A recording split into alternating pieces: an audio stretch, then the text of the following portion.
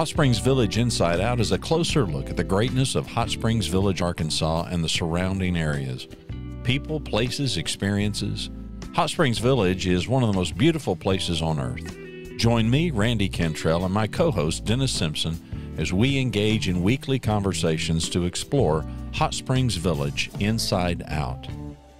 Today's show is brought to you by Central Arkansas's favorite radio station, KVRE. Find them on the dial at 92.9 FM. Stream them live at kvre.com. RE/MAX of Hot Springs Village, the award-winning RE/MAX of Hot Springs Village, is the largest real estate office inside the village with over 30 full-time agents and support staff. Visit them to learn more about this beautiful place to solve your real estate needs. Call them today at 1-800-364-9007 or find them online at explorehsv.com. They are RE/MAX of Hot Springs Village at 1-800-364-9007 or online at explorehsv.com. And we're back. Dennis Simpson, Mr. Jeff Adkins. Jeff's about five houses down that way, about 8 houses down that way, I guess. But yeah, hey, Dennis, it's more than that. Oh, okay. What, 10, 12? Well, there's a difference in 30 in our addresses. So there's 15 houses. 15. Yeah, 15 houses. Yeah. Okay, he's close. Okay, he's close. All that to say. Huh? I'm on the poor end. I don't have a lake out my window. Oh, you poor baby. Still pretty nice house you got there. You got a great backyard still. You're looking over a lot of trees. Sure do. Anyway, Hot Springs Village, we're going to talk about the state of the what's going on in the village. And it's that time again. And it is my pleasure. Obviously, Jeff's a friend of mine, and we have business relationships that we work together with, and a delight to work with. But it's actually a delight to note that I don't know anybody, maybe there was somebody else that has been on the board 3 separate times. Is that correct, Mr. Jeffrey? Yeah, it was 2 different time periods. It was 3 elections. Mm-hmm. And the first one was for 1 year because I finished 3rd. And the second time I was unopposed. Myself and Bill Lynham were unopposed, and that was a 3-year term. And then again in 2013, I think. Yeah. Well, and let's talk about this. You bring up a very good point. You said it was a 1-year term and you were unopposed, and 5 Mile High View, 5 Mile High View. So the Hot Springs Village POA is a nonprofit corporation run for and by the members. Fair enough so far? Yes. Okay. And we hire a general manager and other staff, and they administer the POA, which is some 400 employees, 200 employees. Oh, it varies so much, but it's probably in the 350 to 450 range. In that ballpark. It's a lot of people. It's a lot of people. It's a sizable budget. And a lot of them are part-time.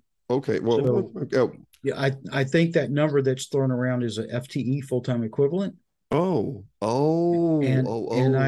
I would even hate to venture a guess at what it is today. So what you're saying is there might be 2 people or 3 people that together work 40 hours a week at the pro shop or something like that. Right. You have a pro shop position from open to whatever time in the afternoon, and that's going to be 3 different people potentially throughout the week. And that's 5 days of that is a FTE. A full-time equivalent. I learned something already. Well, anyway, we go back in. So it's a corporation, self-administered. And for those from the outside, we do not take any turnback tax dollars at all. We pay for our own fire, police, water, sewer, everything. We have to pave our own roads. We have to do everything. So the corporation is essentially in charge of that. And there's how many members of the board? 7 board members at any one time. 7 board members at any one time. That there can be up to. There doesn't have to be 7 members. Is that correct? If somebody resigns, the position is empty for some period of time, and the board can appoint someone to fill out a term. Okay, they can appoint or not appoint, as they did this last time. Or not, yes. Last time they did not appoint someone. Okay, so someone is appointed chairman, someone's vice chairman, or not the board. Appointed. The board members elect the officers. So they vote on who's going to be chair of the board and who's going to be vice chair. Correct. Okay.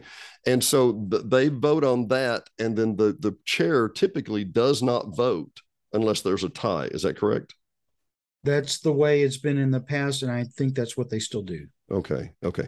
So if step 1, Why would I want to be on the board? Step two, how do I get on the board? And over the last 20 years that you and I have been here and watched this happen, we've had people that we've had a guy, trying to think of the guy's name because he didn't last 6 months. It was just vindictive. He knew what was wrong in this association. He was going to fix this, and he got in and he was just going to tear everything. And then he was like, I resign. What? I think you're talking about James Ray. I am talking about James Ray. Thank you for your exceptional memory. And actually, the reason I'm able to remember that is because when I got my 1 year spot in 2007, it was to fill his unexpired year. Really? So he had got elected. He was on the board for a while. I think it was right after he'd been there a year, he resigned. Oh. The board appointed somebody to fill his spot, whose name I cannot remember, but I would recognize it if I saw it. Mm-hmm. And then since the board had appointed that person to fill the second year, basically for James Ray, when the election came up, you had to elect somebody to fill the spot, because the appointed spot only lasts until the next election, no matter how much time is left on the term. So if you, okay, well, and we're getting in, excellent point. Yeah, it's very detailed. It is very detailed, but it's what we need. So why would you want to serve on the board? Well, you could have a lot of reasons. You could just be a glutton for punishment, and that's a great easy way to do it. And it's free. It's free. Well, no, it's only free. You get to pay for it, right? Well, yeah, you end up, it's a net negative by far. You might get a free Subway sandwich every now and then, or at least half of one, and some cookies. But there's a variety of reasons. The first time I ran because I thought that the board just didn't quite get it, and they weren't seeing some things that they needed to see, and they just weren't making some obvious decisions. And then I was kind of reluctant to run again, but I got kind of talked into it. And those next 3 years were probably the best 3 years I've had on the board. So I'm glad I did that. Really? Yeah. And that was Bob Shoemaker that I think probably twisted my arm just a little bit to get me in. And Bob had actually he may have been on the board 7 years as well. But I think his was all consecutive. Well, but let me give the short answer. The reason you were on the board the first time was because you saw it just didn't make sense. Things didn't make sense to me. The numbers didn't line up. Nobody was saying the things that I thought needed to be said by a board member, and that's why I ran. But you asked, why does somebody run? Well, I saw a need. I thought I could help. Some people may do it because they just want the notoriety. I absolutely don't want to be speaking in public. There are better ways to gain notoriety. My wheelhouse. There's better ways to gain notoriety, and worse. and worse. But somebody could have an axe to grind, like you were mentioning. That's happened a couple of times. They may just need something to do in retirement. They may have an agenda. One of my motivations for 2013 is I thought that the POA was being run very poorly by the general manager at the time. And I thought that we needed to find a new general manager, and that's why I ran. And if I'm not mistaken, was that nothing more around? Complicated than that? I'm not ashamed of it. And was that around the time that the general manager laid off about 200 people? Well, it was after that, yes. After that point, and that's not the specific reason. No, and I don't.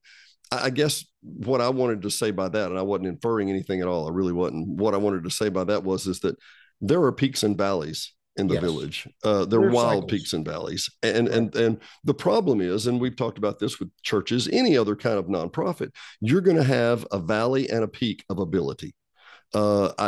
Frankly, for me, and it's a mixed bag. Tucker is the vice chair this time around, Tucker Alejandro. Tucker, in many ways, is a lightning rod. You don't not know where he stands. Okay. I love the guy personally. I love him. And he and I more than once have been kind of nose to nose on a disagreement. I don't mind that. It doesn't matter. That doesn't change the fact I think the world of him. But this guy was a president of Cooper at two different locations for over 25 years. He knows the Cooper background. He knows the Cooper infrastructure. He knows what goes on behind there. And he has a lot of history and legacy to know, well, we did it this way at that time because we kind of had to. And to follow that point, I don't know of many other people that have taken as much abuse as Tucker has this last 3 years. And he's probably taken way more than his share. And he's ready. Well, I think, and part of it is his knowledge. He brings a tool set, a skill set of, hey, I know what Cooper did and how they did it. And so the people on next door, yeah, I'm talking to you next door. They want to scream and holler. I know. The lowest common denominator of social media next door. But they want to scream and holler about how Cooper, Tucker's just doing Cooper's bidding.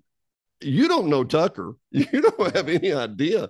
And I know Tucker's heart. He literally is taking these abusive phone calls and abusive emails, and people think he's still doing Cooper's work because he cares about the village and he wants, like I said, we don't, you and me and all three of us, you and me and Tucker don't always agree on everything all the time. So what? But I think he has the better interest of the village at heart. Would that be fair? Oh, absolutely. I think he's one of the most knowledgeable people I've talked to. As far as, especially as far as board members, because our current board is not, they haven't been here particularly a long time. Mm-hmm. And when I ran the first time, I hadn't either. I hadn't been here that long. I'd been a property owner for maybe 8 years.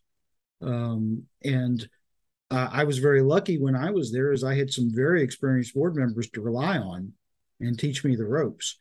And then, we got in the situation a few years ago where everybody was new. Nobody had any experience being on the board all at the same time. Ouch. Ouch. And that's got to be a really tough situation because, they don't have anybody with the experience. Well, you kind of end up with corporate amnesia. Yeah. Why didn't we do this way? And somebody from 3 years ago would have gone, whoa, man, let me tell you why we didn't do that. Let me keep you from going down that path. So it's a very up and down thing. We're typically going to have the elections when, and it's going to be voted on how. Give us all those pieces. Well, I don't think the board's approved all the dates yet, but in general, and definitely the new board will be seated at the end of the April board meeting. So one way or the other, we're having a vote and a seating by the end of April. Yeah. So there will be a timetable that's established by the board, approved by the board, and it will say when you have to submit your paperwork by to apply to be on the slate of electors. You have to, get some signatures in the past. I think they've stopped doing that because of COVID. But you have to be a member in good standing, so they check that sort of thing.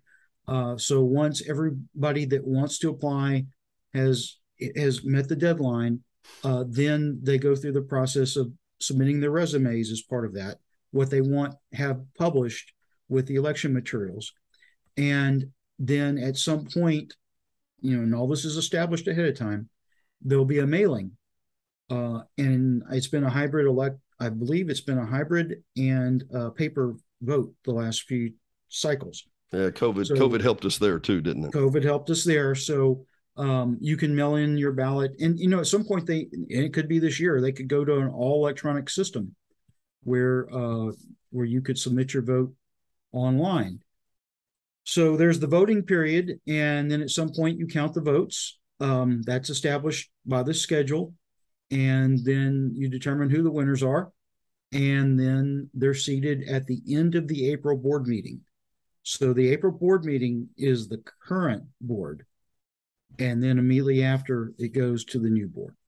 And I haven't really looked. I do know that Tucker rolls off this year. But I think we've got two or three that roll off this year.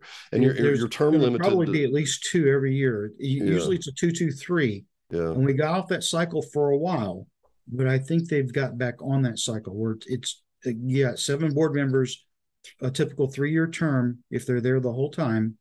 And so it's 2-2-3. So let's go into it. So you submit your resume or what you want to have printed up. They will typically send that out in the Advocate or something like that, and it'll be in the newspaper, and it will say, here's Jeff's opinion, here's Dennis' opinion, here's so opinion, and here's what we think we need to do. I don't know if anybody ever reads those, but I know they sometimes do. A lot of people will buy ads.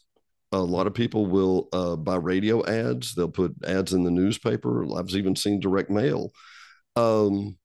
That's a lot of money for a free job, Jeff. Well, I never spent any money on it. So. Well, no, but you bought some radio time, or somebody co-opted for helping you with some radio time. I think right? I had the third time I ran, I had some people that helped me with radio ads. Yeah, but my My point being is you minor. pay to get nothing, is my point. Yes. If you want to do advertising, you have to pay. That's something that's more recent in the last 10 years, because a lot of the more ambitious candidates have been doing direct mail. You know, we would get something in the mail for every owner, I guess. Which is not cheap, by the way. And that's not cheap, because you have to purchase the mailing list, or you have to get it from the POA. I think the POA started to release that information, actually. Emails, send out emails. That's pretty cheap. Everybody was doing emails last time. So yeah, there could be some expense. And when I say nothing, I mean nothing. Well, I mean, you get a tablet loaned to you, right? That has board information, or there's at some point between when I was on the board the first time and the second time, they went to iPads, where everybody had an iPad and you could get your documents electronically, because the first 4 years I was on the board, everything was in a packet.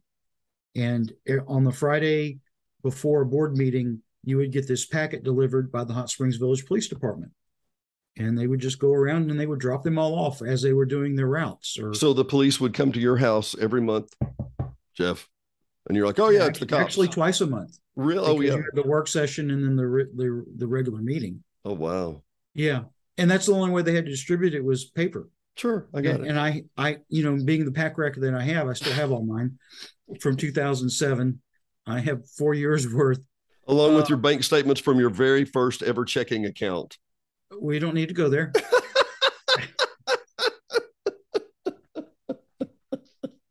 Okay, I was just proving your pack ratdom.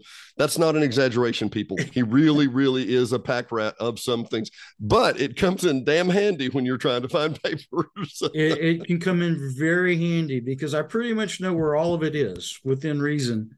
So thanks. When you say you know where it is, you mean it's in that quadrant, or it's in this quadrant, or it's in that stack, or something like that? You'd be surprised how fast I can get to things.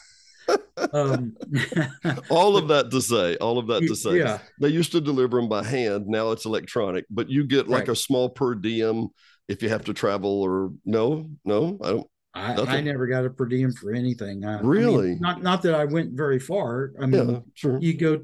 I've been to Sling County meetings and things like that. I never even bothered reimbursing mileage.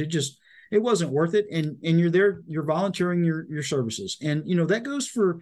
There's people that do a lot more than a board member, and I would point it to the ACC. You took the words out of my mouth. I was about to say that. They do a lot of driving around, if I'm not mistaken. They do a lot of driving around, and then there's members of other committees that do a lot of driving around. I was the liaison to the Trails Committee. They took care of the trails, the things, the minor things, just because they enjoy doing that sort of thing. Yeah. And then I'm sure there's others. Common Property Committee probably goes out and looks at stuff, and on and on and on. Yeah. So it's not just the board members that have this. It's not a burden, but the financial commitment to get where they need to get and do what they need to do, that goes out to the committee members as well. Well, now let's cut to the chase here. We had not Greg Jones. What was his son? It's Jones' son. Chris Jones. Chris Jones, yes. And Chris was arguably the youngest board member, we would say, I'm assuming, that we've had in a long time. He beat my record. Was he in his 30s? I believe so, yeah. And you were in your 40s? When I first got elected, I was 43. Really? Youngest, huh?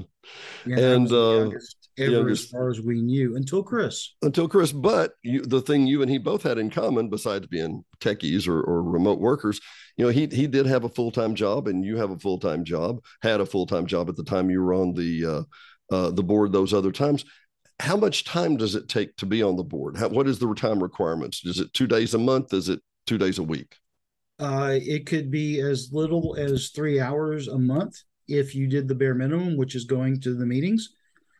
Typically, you'd be a liaison to a number of committees, at least 2 or 3. For example, I was liaison to the ACC committee at one point, and I was liaison to the Trails Committee at another point. So I would attend those meetings. And then after that, it's how much do you want to read? Because because you're getting committee reports to read, and you're getting the financials to review, and just any number of things, emails from property owners, that at times, depending on the topic of the day, or the panic of the day, or the, we didn't have Nextdoor, and we didn't really, when I wasn't on Facebook. I don't know if Facebook existed in 2007. It did, but it was I in its wasn't on it in infancy. 2007. Yeah. I know it was probably about the time it was coming around. So we didn't have the social media. I think that's made it harder for the board members today to have to deal with all that. I think I would just have to get off and ignore it. I don't think. I heard somebody call it the other day, and I'll lighten the term, keyboard courage. Yes. There are a lot of people who will say things behind a keyboard they would never say to your face. Right. And they don't have the problem doing that. But as each time went along, I mean, Jeff, we've seen the evolution of these. I remember back in 2000, there were people that were aggravated because the POA was not faxing out a newsletter every Friday. A faxing, yeah, because we know how effective that is. And then there was the Donna Novinsky. Did I say her last name right? Donna Novorchek, Novinsky, the dispatcher at the police station that was murdered. Nansky. I'm sorry, Donna Nansky. Donna Nansky. There were people. This was maybe 10 years later, and people were furious that they did not get an email that night telling them what had gone on. Yeah. I mean, so everybody has gone from we wanted faxes to we wanted email to now it's social media. To my point being, it's a transitioning. Apparently, and I'll see if I can phrase this delicately. Apparently, Karens find a different method of communication every few years. Is that relatively what you found being on the board?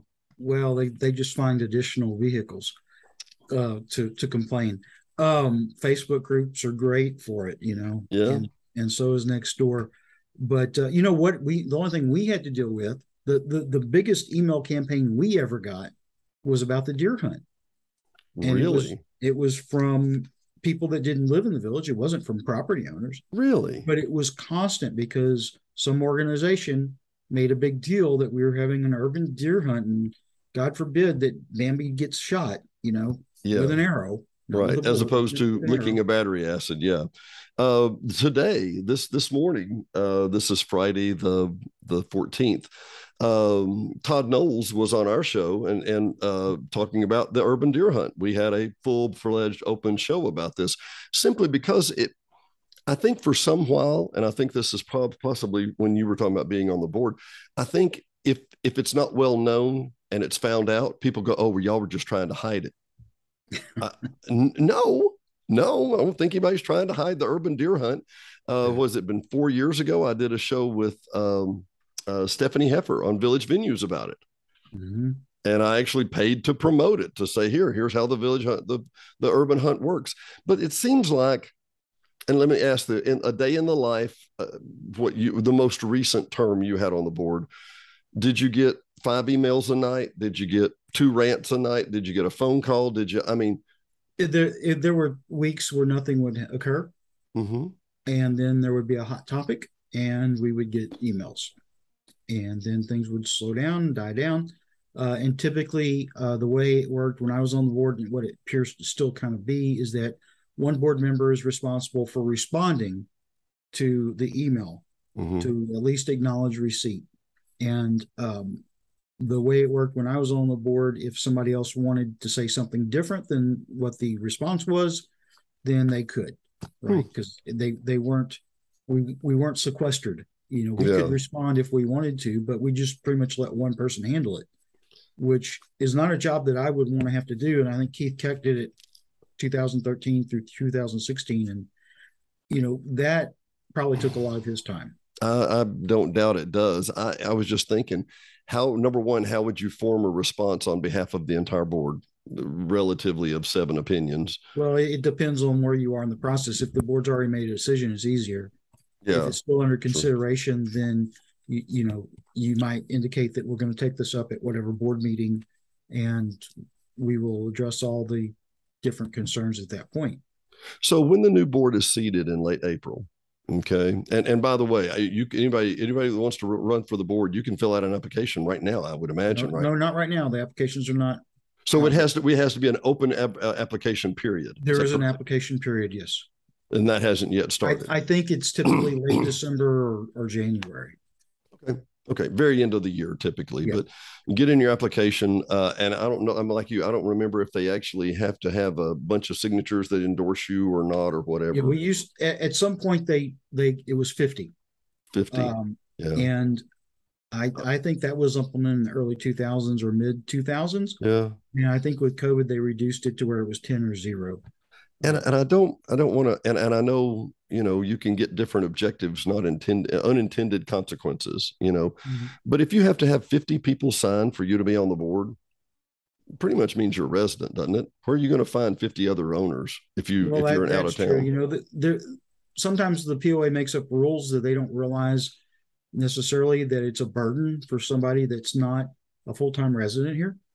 And remember that any property owner that's in good standing can be on the board. They don't have to live here. At any time. And when you realize, but it's maybe a nearly impossible task because you have to try and appeal to 34,000 owners.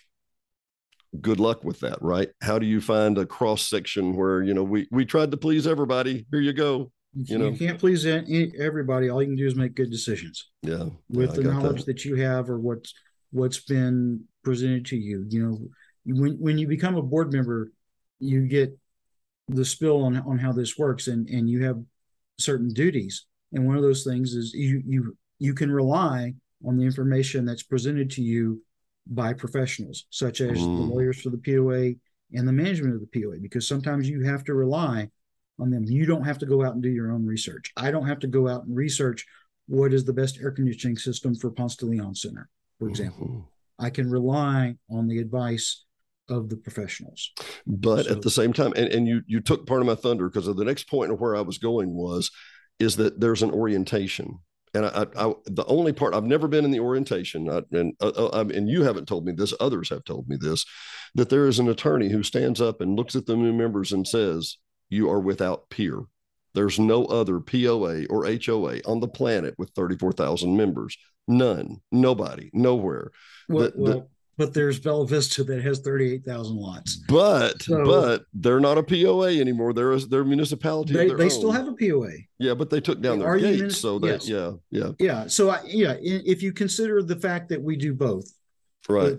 the fire and the police and all that Bella Vista does, and we have the POA functions that Bella Vista does. Yes, in that case, it is unique now, Right. or Well, we I are mean, the largest. but we don't get tax turnback funds, and Bella Vista does because I they made I it don't think public. they get that much, Dennis. Probably not. That's probably true. That's probably they're not rolling in it. Let's put it that way. I don't think anything. When you send your tax money in to Little Rock, they don't send back as much as you send in. It They seems to be a lot less. I think they kind of keep their take.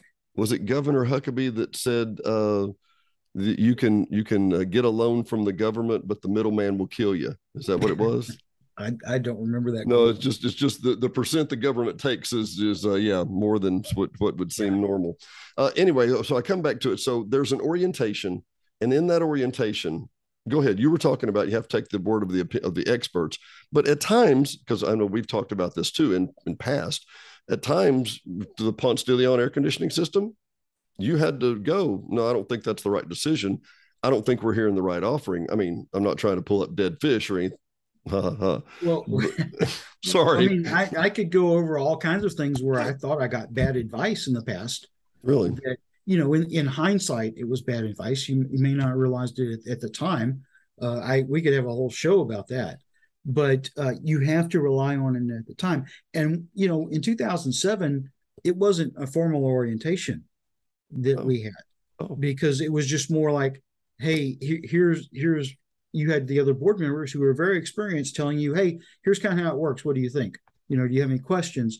I can remember, Dave Johnson, who was general manager at the time, saying, if you have questions, please go to the directors, the director of public works, the director of, the finance director, that sort of thing. But please don't direct them to do anything. Don't ask them to do anything for you because that needs to come through me. And that made perfect sense. It's funny you should say that. We talked about the ebbs and flows of this whole scenario. You cannot have 7 board members going through the director of finance, giving them direction. It can't work like that. It just wouldn't. And any reasonable person, I think, would agree with that, especially if they thought about it for a few minutes. Well, I think if they have any history in management, they would say that you would never do that. You can't have 7 bosses. Like absolutely. The POA board has 1 employee. It's the general manager. That general manager is in charge of every other employee, directly or indirectly. Say that again. Say that again. The POA board, what? The POA board has 1 employee. It is the general manager, and the general manager directs all the other activities of the POA. And that is his direct reports, and indirectly through his direct reports and the supervision and the different levels of management. And his direct report is to the POA, to the board. He reports to the POA. Now, you could say that there's some committees that are board committees, right? The ACC is a board committee. Yeah. So, but those are not, that's not a POA employee. And you could also say, I guess, that the lawyer is responsible to the POA board.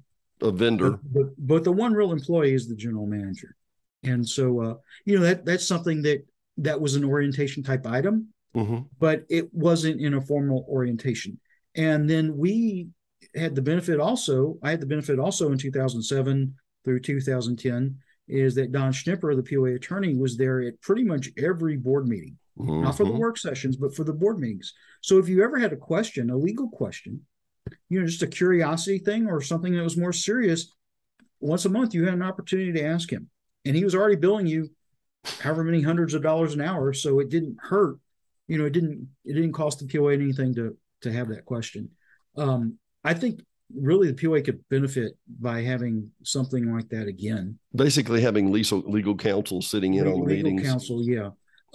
For example, to run any kind of hearing that comes up for a property owner that has a hearing or some kind of violation. Or something contested or something like that. Yeah, something contested. The POA attorney always ran those instead of a board member, because otherwise, and we're kind of digging into the weeds here, but if you have the POA board running that hearing, then they are both judge and jury, where they should only be the jury. And I like that point. I really like that point. Yeah, there's a lot of good reasons to have a POA attorney present, just to answer questions or protocol. We used to use Robert's Rules of Order. I think they've relaxed it a little bit since then. Yeah. But some things were not allowed by Robert's Rules of Order, and there were times in 2013, 2014 where there was no POA attorney there. The Robert's Rules were not being followed, but nobody could do anything about it. Now, what they've done since then is that they've set aside one person to be that person on their board. Parliamentarian or something. Parliamentarian, yes. We didn't have a parliamentarian in 2013, 2014. It created a problem. Don Schnipper was that, or the lawyer, the POA lawyer, was that parliamentarian back in the early 2000s. I don't know if you knew Don had passed away. Did you know that? I did not know. Yeah, I'll tell you more about that a little off camera, but great guy. And Yes. in my opinion, not just that he was a great guy, and I thought he was very fair and unbiased. And I think a lot of people don't understand. We used to see lawyer shows all the time. We saw attorney movie, dramas all the time and whatever. I think what people don't recognize is that, first off, an attorney is an officer of the court. If you or I stand up in court to testify, our testimony has weight and it has merit based on our experience. But if an attorney stands up, it's just like a policeman or a sheriff or whatever standing up. He is an officer of the court. He has been appointed by the court to a higher standard. So anyway, Don was great at that. And not only that, he had a very, very in-depth knowledge of the bylaws and the constitutions for the village and how we were supposed to do things. Yeah. I don't know that anybody has that position anymore. No, I think he'd been the POA's attorney since the very beginning. Really? The very beginning, yes. Yeah, it was an absolutely great guy. But anyway, I say all that. He'd been there for a very long time in the early 2000s. I get your point, and it's not cheap to have your legal counsel sitting there, but it seems like it could keep you out of the weeds a lot of times. I believe so. Yes. Yeah. Okay. Not enough said on that. Anyway, any other points you want to comment about being on the board, what it was like? Well, if you think you can add something to the village, I think the first step for most people is to go through a committee, get on a committee, see if you like it, Sure. trial, and it can be something you're interested in, whether that's public works or the trails or recreation or anything else. That's probably for most people the best way to do it. I was a little different in when I ran for the board the first time. I had not been on any committees. I hadn't been here very long. And that seems to be more of a trend lately, is that we've had more people that hadn't been on committees. But the other thing is, in what we've noticed in the last couple of years, especially after COVID and the civil unrest and everything, a lot of people found Hot Springs Village. They had never been here before. And so we have a lot of people, probably if you count youngest as how long have you been here? The average length of residence in the village is probably at near an all-time low. I hadn't thought about it, but I bet it's changed. I bet the mean has changed over the last 2 years per se. Right. Yeah, I think the average. I've been here 20 years, and you've been here a long time, but there's so many new people that are unfamiliar with so many things, and I think that creates a bigger burden for the board too, because you have so many new people, and not like, well, that's just, you don't want to tell them, well, that's the way we've always done it. Yeah. But because there could be a better way to do it. But for the uninitiated, they don't know how the village works. And it's not just it works this way and you have to comply. It's that's not the intent. The deal is that it's a place unlike any other. I was talking to Ricky Middleton back when he was the police chief here, and I was like, what other police chief in the United States has his check signed by a corporation? Tell me what other municipality has that there's a general manager from a corporation that signs you a nonprofit check. It's just a hybrid of everything. And so it's not that, and I don't mean to make this sound like low knowledge users or whatever, but it is in some ways a little bit like that, because there's so much education that every new member has to say. We have people say that I see on social media, well, why doesn't our municipality pick up our leaves? It's not a municipality. Why did they let this go on in the city? This is not a city. I mean, it's a lot to explain to a new visitor, right, a new resident. Is that fair enough? It's fair enough. And the other thing is, if you look at the tenure of the POA employees today, it's probably some of the shortest average tenures. Linda Mayhood had been there since pretty much the beginning. Stephanie, Ricky Middleton had been there forever, and we had a public works director. I mean, Jason had been there for a little while, but before that, David Whitlow had been there forever. And you can go on and on down the list of all the people that have been there a very long time that have all turned over in the last 10 years for the most part. There's very few tenure of Stephanie Heffer's not there anymore. Well, Stacey Hoover. I mean, I can go down the list. The list is very Tiffany's long. not there. We have some very dedicated people. Not to say that the current people aren't dedicated as well, but they had been there forever. They knew how things had been done. They knew why things had been done the way they were. They knew where to find things. They knew how to get things done. And I just think with all the new people at the POA and the staffing issues that everybody has today, and the fact that you have so many new residents, it just creates a really tough situation for both the POA and the board. Yeah, I don't think there's any. Everybody have a little patience. Yeah, well, that very well put, Jeff. Very well put. If somebody put in a speed bump that was too high yesterday and took it out today, it's probably not a Russian collusion story. I don't know. It probably is. You live and you learn. You make mistakes and you move on. And was it really that big of a deal in the scheme of things? I will tend to make mountains out of molehills. It does seem to be. And I will tell you this. I was actually, before we hit the record button, I was actually thinking about something. Jason, who I can say this now, told me one day, and he said he was in a board meeting, and it was a committee meeting, and he said somebody just reamed him out good. I mean, just let him have it, And after the meeting, a guy said, come here. And he went over and he leaned over. And, Jason, he was always just a super gracious, really gracious, easygoing guy, Yeah. And the guy said, boy, you know, he really kind of got on to you tonight, didn't he? And Jason was like, yeah, well, kind of let me have it. He said, let me explain something to you. He said, this guy worked for 48 years to get to retirement. And when he got to retirement, he moved to the village and he wanted his life to just be wonderful and perfect. Mm-hmm. And you took one of his days and he's not happy with you. And I remember thinking about that and I thought, no, number one, what a heck of a story.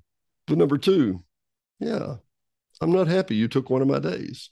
You know, I mean, seriously, if you think about it, Jeff, I mean, you know, none of us should be happy if somebody takes one of our days. If you get my drift, you know, that was one of my vacations today, and I want to be playing golf. I know. Hello, both of us. It was a gorgeous day. Well, I just wanted to bring that up and finish on that note. Jeff, again, as a friend and as a colleague, thank you for your contributions in the past for the village, because I know that it was a lot of work. It was a lot of work, right? It was worth it. Yeah, it was really worth it. I learned a lot. Really? Yeah. I mean, it's helped me in my real estate endeavors and you know, that who knew? I mean, when I first ran, I didn't have but 20 or 30 lots. Right. But only 20 or 30 lots. Well, but it gave me confidence in the village is what it did more than anything. Well, because you knew who the movers and shakers were. You knew the people that, yeah. Yeah. And it just, I knew there was a there, and I knew that the value that I was seeing was real. It wasn't just some kind of illusion. And you still see it today, right? And I still see it today. And that's why I'm still here. And that's why I'm still active, you know, with what I do outside of my real job. And that's why you are too. You know, that's why you're active in things outside of your real job. That's why you do something like this podcast. We believe in the place, wouldn't you say? Yeah, because you believe in the place and you want to help.